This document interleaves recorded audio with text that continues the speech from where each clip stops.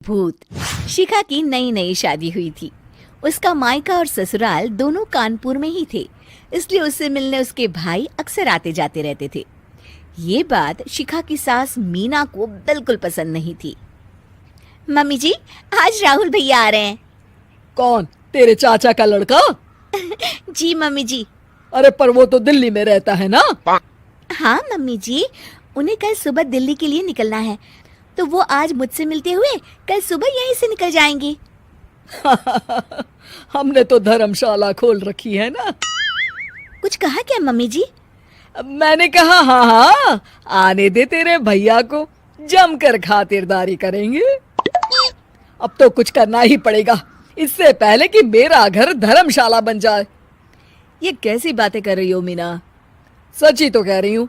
अभी इसकी शादी को साल भर भी नहीं हुआ और आए दिन इसके घर वाले आ धमकते हैं।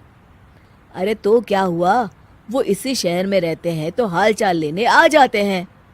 इस बार मैं उनका हाल और चाल दोनों ही बिगाड़ दूंगी। अब बहुत हो गया जी। अरे ये कैसी बातें कर रही हो, हे भगवान, बस आप तो देखते जाइए। शाम को राहुल आता है। नमस्ते आंटी, कैसे हैं आप लोग?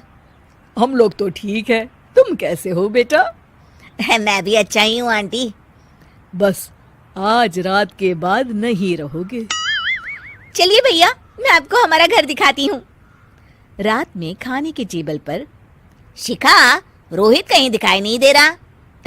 जी भैया, वो ऑफिस के काम से बाहर गए हैं, कल शाम तक आएंगे। अच्छा अच्छा। बेटा, क्या तुम भूत प्रेत में मानते हो? नहीं नहीं आंटी जी, पर अचानक आपको ये ख्याल कहाँ से आ गया? पता नहीं क्यों, कभी कभी मुझे लगता है जैसे रात के समय बैठक में कोई घूमता रहता है। ये आप क्या कह रही हैं मम्मी जी? हाँ, तुम लोग घबरा ना जाओ, इसलिए मैंने आज तक इस बारे में कुछ नहीं कहा। ये आपका वहम होगा आंटी जी, ऐसा कुछ नहीं होता। हो सकता है। चलो अब मेरा सोने का टाइम हो गया है तो चलती हूँ मैं। शिखा बेटा, राहुल के सोने की व्यवस्था वहीं दीवान पर कर देना। जी पापा जी। अब चलिए भी।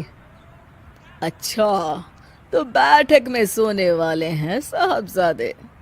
क्या बड़बड़ा रही हो? कुछ नहीं, आप सो जाइए। मीना और महेश के सोने के बाद शिखा और राहुल आपस में बात कर रहे होते हैं, तभी डोरबेल बजती है। अरे आप!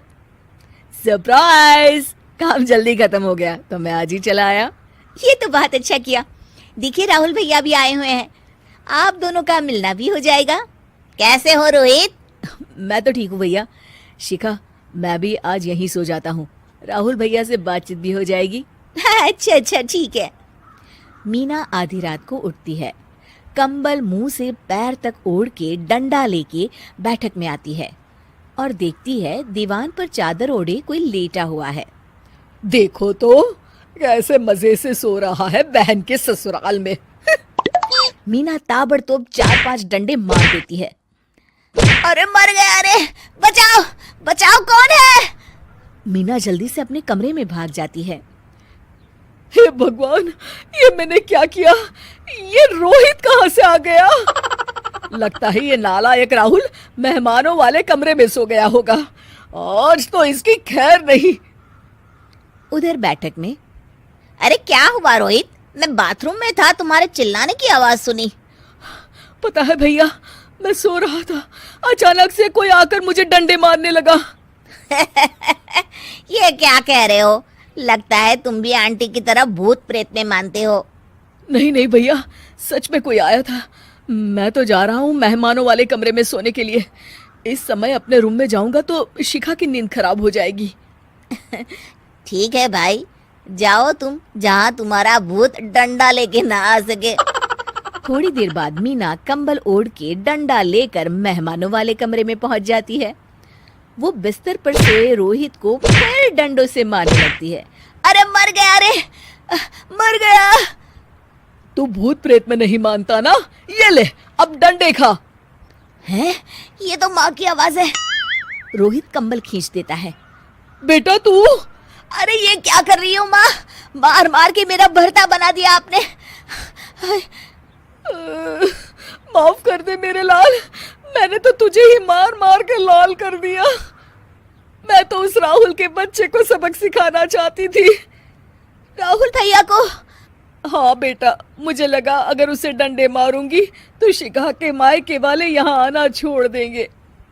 हे भगवान, माँ, ये घर शिखा का भी है, उसके घर वाले जब चाहे आ सकते हैं।